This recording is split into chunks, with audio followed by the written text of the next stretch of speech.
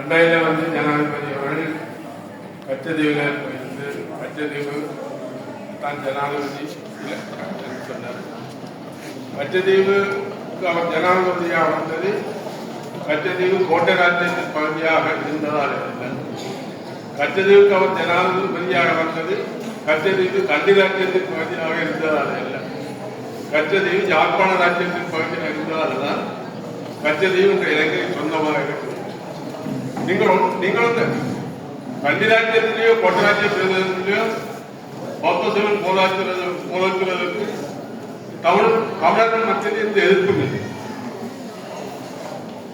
இந்த நடந்த போராட்டம் தோல்வியடைந்தது காரணம்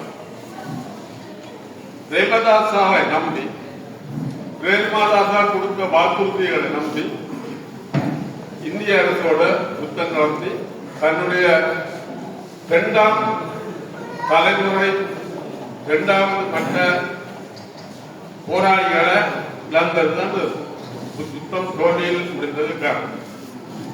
நான் திரும்பவும் கேட்கிறேன், பிரேமதாசா கொடுத்த அந்த வாக்குறுதிகளை நீங்கள் நிறைவேற்ற வேண்டும்.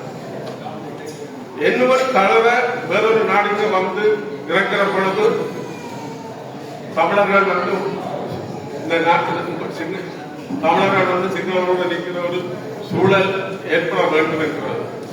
உங்கள பகுதியில் நீங்கள் முதன்மை இருக்கிறது எங்களுக்கு பிரச்சனை.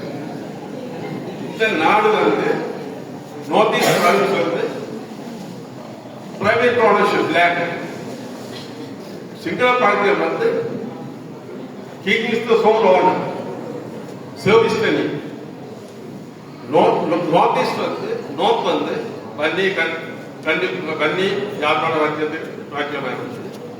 ஈஸ்ட் வந்து புதுநிலங்கள் வன்னிமை புதுநிலங்கள் வந்து கண்டிக்கு பக்கம் கட்டி கொடுத்தது. நீங்கள் இந்த வரலாறுகளை நீங்கள் திரிக்க வேண்டாம். இந்த வரலாறு அடிப்படையில் உங்களோட பகுதியில நீங்கள் புத்தகத்தை முதன்மையாக்குவதற்கு நாங்கள் எதிரில்லை. நாங்கள் வந்து இந்தியாவோட பேசுறா அவங்களோட பேசுறாங்க நீங்கள் தான் முடிவு செய்யணும். ஏன்னா இந்த தேர்தல் முடிய இந்தியாவுக்கு பெரிய அர்த்தம் தமிழகத்திலிருந்து வர இருக்கு, வெளிநாடுகளில் தமிழகத்திலிருந்து வர இருக்கு, இங்கிருந்தும் வர இருக்கு. இந்த மாகாண சபை பற்றி இதுக்கு முடிவை நீங்கள் தான் எடுக்கணும்.